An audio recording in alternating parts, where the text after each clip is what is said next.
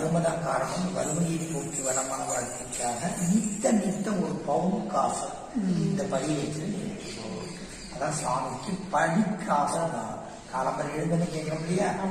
அப்பா இன்னைக்கு பொழுது எப்படி போகும், இன்னைக்கு என்ன படி போட போற கேட்கணும் இல்லையா? அந்த படி பொழுது நிர்ணயம் பண்ணி கொடுத்துதான் சாமி. அப்பதான் கேட்கிற சாமி நான் வந்து பார்க்கலாமா அவர் சொல்றாரு. அவ்வளவு சீரா நீங்க பார்க்க முடியாது. அப்புறம் என்ன பண்றதுன்னு கேட்கும்போது சார் உனக்கு இன்னைக்கு நல்ல நேரம் வந்துட்டோம், அன்னைக்கு நீயே என்னை தேடி வந்தாச்சா பார்த்தாச்சா. இப்ப என்ன பண்ணிருப்பா, நம்ம எல்லாருக்கும் சேர்த்து வாழ்க்கையில படி ஏற்றிருப்பா. அந்த படிதான் இனிமே தலையில்லாத வாழ்க்கை.